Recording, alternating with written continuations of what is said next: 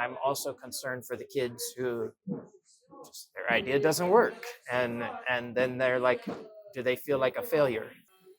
A lot of people get flunked in the school. They feel like a failure, but they try again and they pass the exam. Like it could be math, science, Sure. anything else. Just like that, they could also maybe feel like a failure, but then we're here there to support them. It's not, I run it. I've done over 150 startups myself. So I'm there to support. My whole team is there to support. We have a whole ecosystem to support them. So it's a moonshot. It's something worth exploring. We don't know if we'll go to Mars, but there's a guy who, including the president of this country, saying we want to go to Mars. So it's worth trying. I think it's worth trying if we can find another system. So hi everyone. We have Josh with us. How do you say your last name, Josh? Broward. Broward. And Josh, why don't you introduce yourself a little bit, and then you can ask me whatever questions you want. Sure. Thank you for taking the time. Yeah, no problem. Yeah, I'm the CEO of Wisdom Partners, which is a leadership coaching and consulting firm.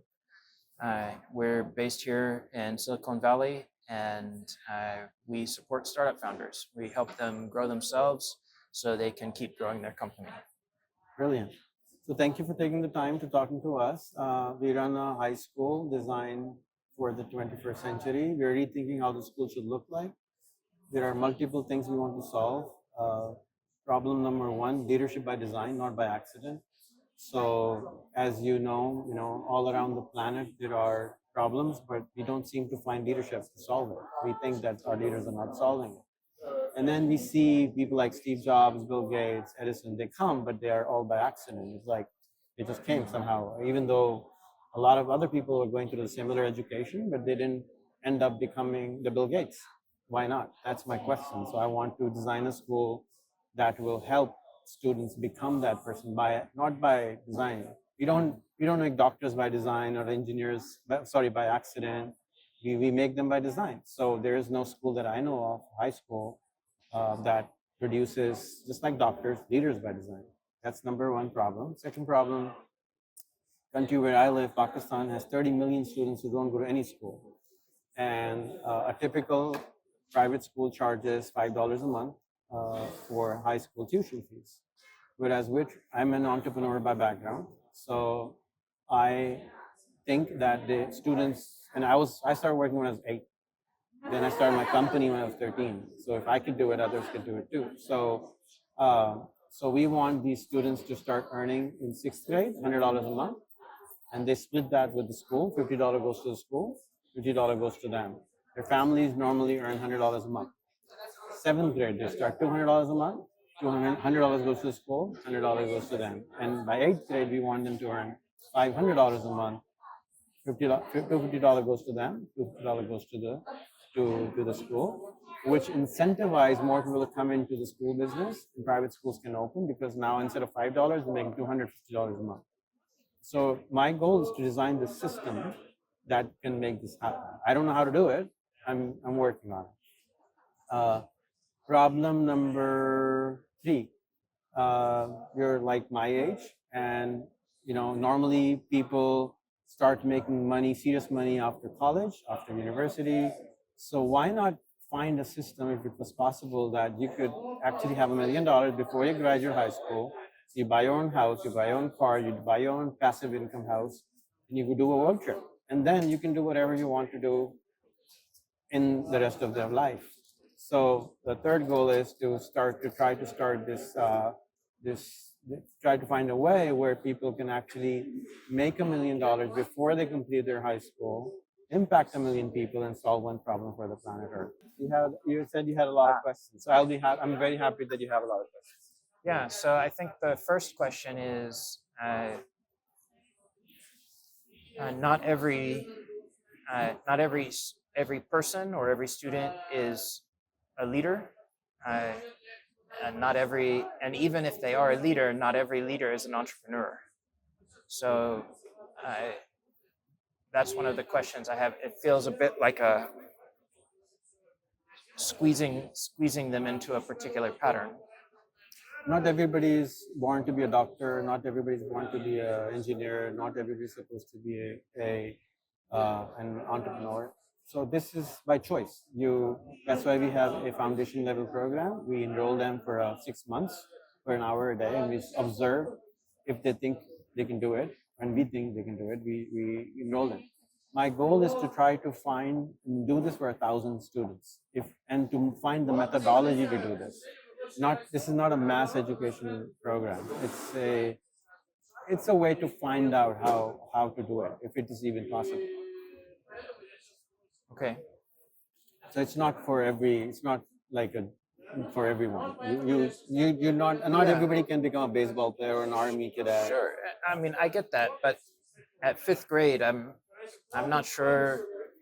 I know when I was in fifth grade, I didn't know I would not have chosen the path I'm on now. I did, and I think most people didn't know what they wanted to do in fifth grade. But you went to school trying to learn the stuff which the people think that everybody should learn that.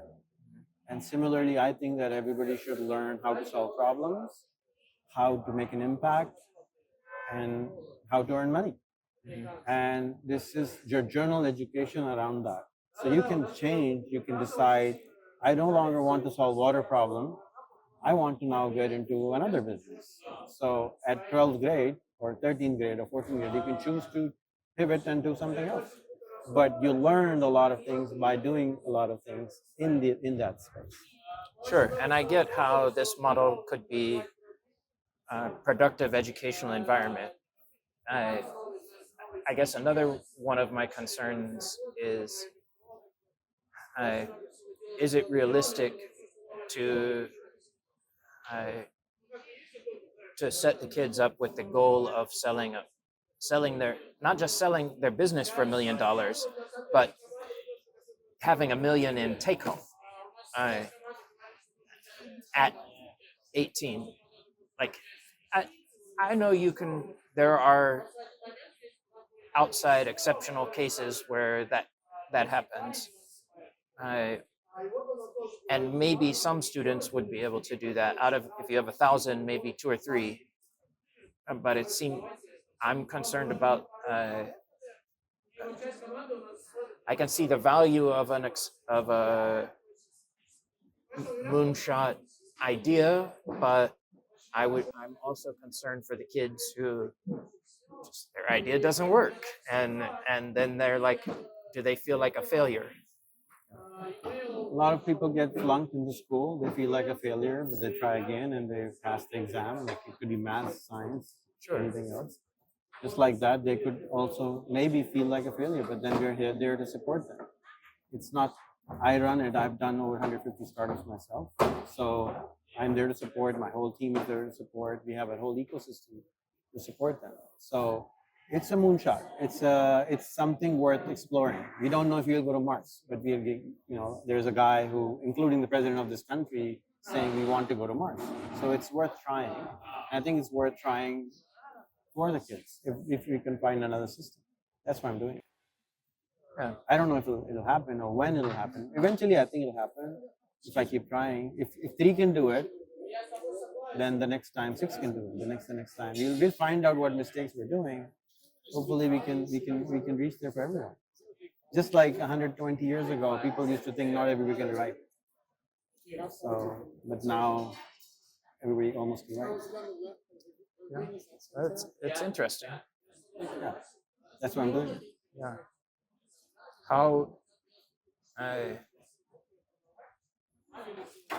How do you plan to overcome the sort of geographic challenges of starting in Pakistan? I know you want to start something here in the US, but that's clearly much more expensive and much more challenging, highly regulated environment. So I have run a company here in this country. I'm not saying it in it. And I was not allowed to come to this country. So I was rejected 17 times US visa.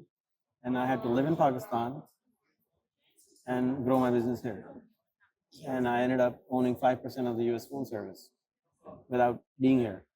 So I think I learned a lot of things with that experience and journey. And that's what I'm applying to these kids also. There would be a lot. I mean, I'm not saying there would. It's like if it was easy, somebody would have done it. If it was easy, it wouldn't be called a moonshot, right? It's difficult and it's going to be hard, and I will fail maybe 100 times, 1,000 times, right? Is it worth trying? Yes. That's why I'm doing it. There's no. I'm not. I call that I have a PhD in failure. I don't mind failing over and over again. So I think it's definitely worth trying, and everybody who wants to have an alternative should have a pathway to this way. So, and the most exciting thing I am about this is being able to create the tools.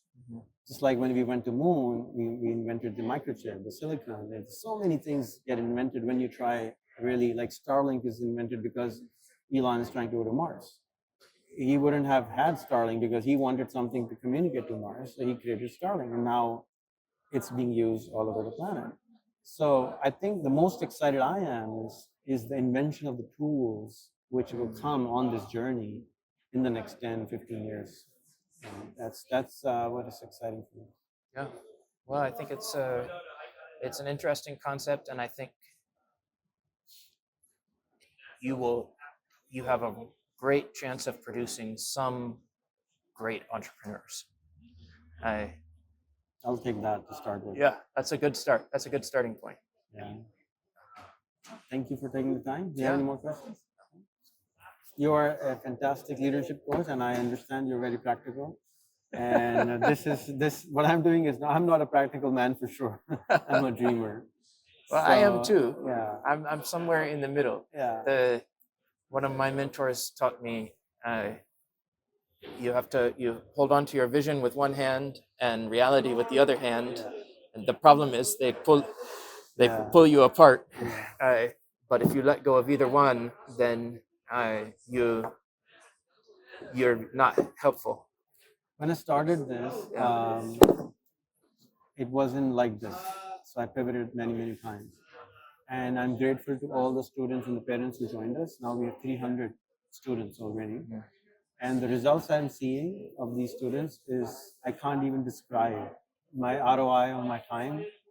When I was talking to adults, I mean, I have 10,000 videos on YouTube. I have been teaching entrepreneurship as I was doing them. And my ROI was maybe 1% to 5% on adults because they can't change. They have a house mortgage to pay, they have wives, children, so many things they can't change. But the young ones, my ROI is like 50% of my time is being returned because they actually do stuff which I'm asking them to do. Adults don't really do. They say, they promise, they can't do it because there's so many reasons around it. But these young ones, they are actually executing. And that excites me. It creates so much energy in me that I can't explain. It's not worth not to try. It's really worth trying. And just by doing this, I can see already in the last 2 or 3 years, the results, whatever results I have achieved is already big enough that I'm actually have committed myself to start 200 more physical schools in Pakistan, micro school, 50 students. We have, you can like counties, we have districts. And so we have 171.